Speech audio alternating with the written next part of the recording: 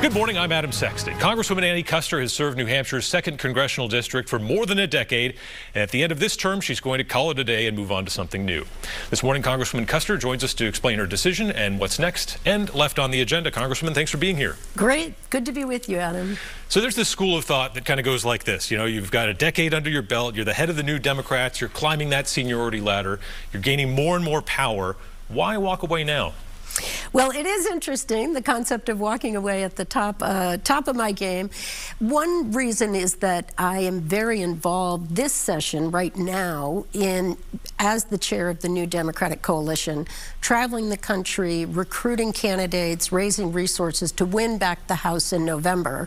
And I realized that I didn't want to put my own seat at risk. We've had some history of that, of people losing their seat when they were off working for the DCCC. And it's time. My husband and I are ready for a new chapter. And I feel as though I want to set an example for people in Congress. I would be turning 70 if I stayed for another term. And I think there are younger people, 20 years younger than me, with great ideas and the energy to take on the challenges of the day, and that their generation should be heard. You've been very open about your struggle with post-traumatic stress in the wake of the January 6th attack on the Capitol. Was there any part of you, and did it play a role in the decision at all, thinking, I just don't want to be there for another electoral vote count if Trump is involved? Adam, you put your finger on it, and you've been very helpful for me to be able to talk about this in a safe way, in a reasonable, responsible way.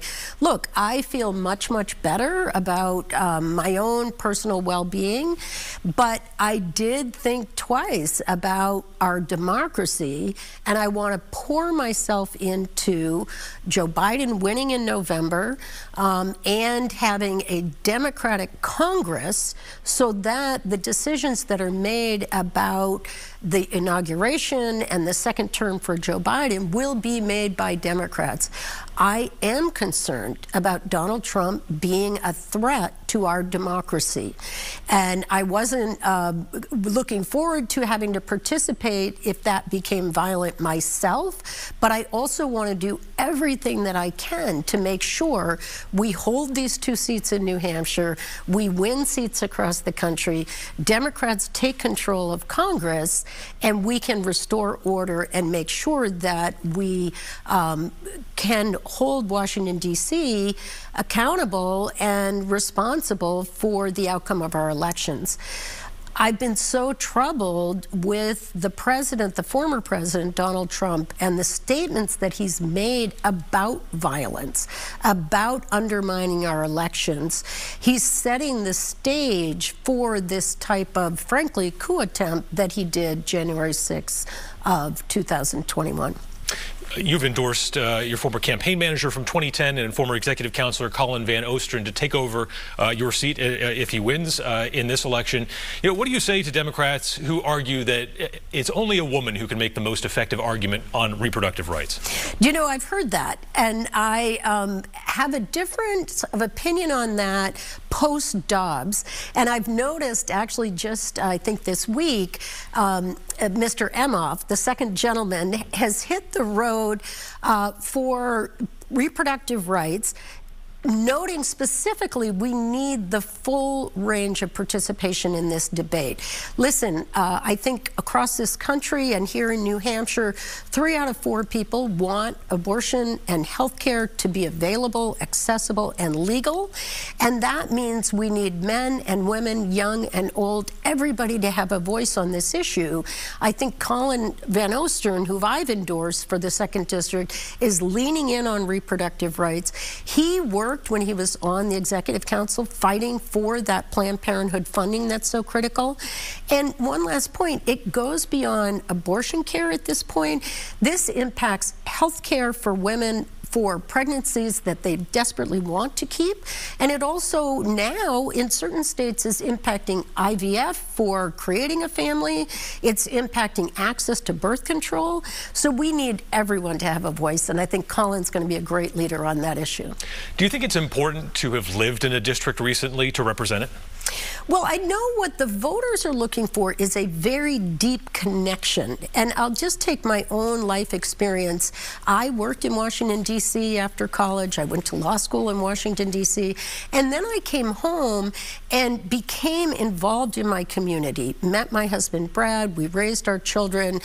Going to Little League, you know, getting to know people. Serving on charitable boards was a big part of it for me. And then when I ran for Congress 25 years later, it was those relationships around the district. And yet, Adam, even then, I had to do 100 house parties to get to Congress. Voters are very discerning. They don't like the notion, and you look at the Republican candidate, Vikram, who is, I think, lives out of state, has a condo in Lincoln. They're looking for somebody who is deeply embedded in the community, who has strong ties and knows people around the district. And for me, that's Colin. Again, back to Colin Van Ostern. His district in the Executive Council overlapped the 2nd Congressional District. So we have the same supporters, the same donors, the same community officials, community leaders. And I think that's why he's had such a strong start with so many endorsements around the district.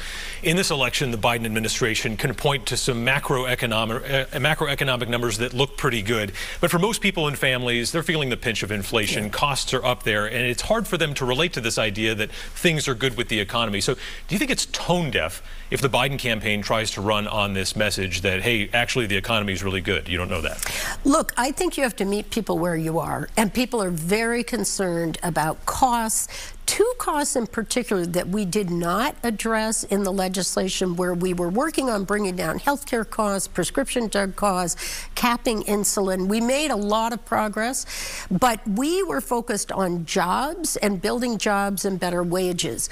There's another chapter to this for the 2nd term, which is housing, childcare. Those are the issues that I hear about most from my constituents. And I will say I focused my efforts on, we have a whole lot of federal funding coming to the state to build housing and repair housing.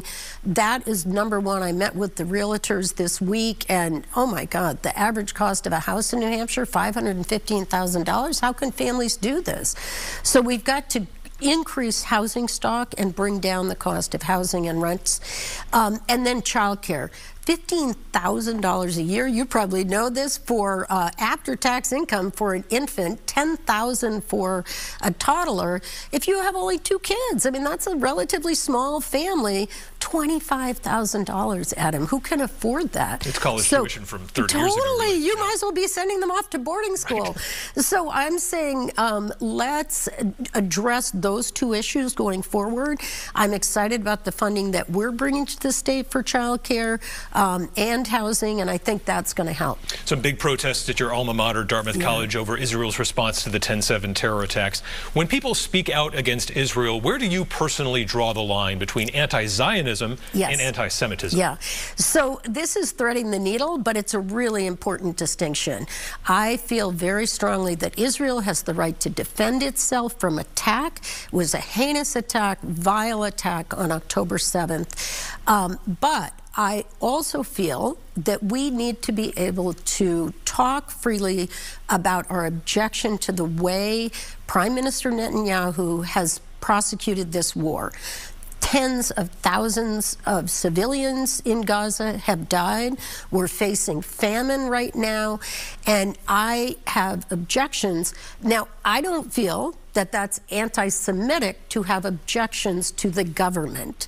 I try to be very careful not to criticize the Israeli people as a whole or Jewish people as a whole. And in fact, here in America, I talk to a lot of people on various sides of this issue, and I find Jewish people have very strong opinions, some pro-Netanyahu, some critical of Netanyahu, but we need the full range. Listen, as to Dartmouth, you know, my heart really goes out to the brand new president. She's doing a great job in so many ways. I think she realizes now now. She's written an apology to the community that she maybe jumped the gun. What's hard about this, there's not a middle line for her. You make that one phone call to the police, they show up in riot gear with the way they control a crowd, and you own that. And I think what Dartmouth is known for, and I hope they go back to, is dialogue. Sit with those students, have the conversations, be able to express opinions freely, and yet also make sure it doesn't interfere with the education of the other students. And it's very tricky. Do you think it's accurate to say that the moment Israel agrees to a true ceasefire or eases up, that Hamas will begin planning for its next attempt to destroy Israel or kill Jews? Well, that's why these negotiations are so important, to include the other Arab countries. I think other Arab countries are going to play a big role. Saudi Arabia, Jordan, the UAE, in how we manage Hamas, Hezbollah, Iran. There are many threats, and what's lost in the discussion is that Israel, the United States, and the Arab countries have more in common about wanting to push back on the impact of Hamas. Hamas grew out of the frustration of the people in Gaza, and that's why I support a two-state solution. Let's get everybody to the table, but I understand the need to eradicate the violence coming from Hamas and Hezbollah, frankly, the attacks in the northern part of Israel. As we wrap up here, this is your first time back since the First in the Nation primary. It feels like ancient history now. I want to ask you about a key moment in the aftermath there when Congressman Clyburn, after the South Carolina primary, said, hey, restore New Hampshire's delegates. Did you play a role in helping to broker that deal? I was working very, very hard with Mr. Clyburn behind the scenes. Listen, both Mr. Clyburn and, frankly, President Biden were very surprised by our successful outcome in the write-in-Biden contest, and they both reached the conclusion that they would support the delegates. And so, yes, I worked with him to make that happen, and I'm very pleased and very proud that it did. All right, we'll see where the hotel space is. I think somebody was joking about that at the convention, but I'm sure you'll be set. I don't know seeing about the you rest at of the convention, Adam. All right, thank you again, Congresswoman. Appreciate your time. Thanks so much.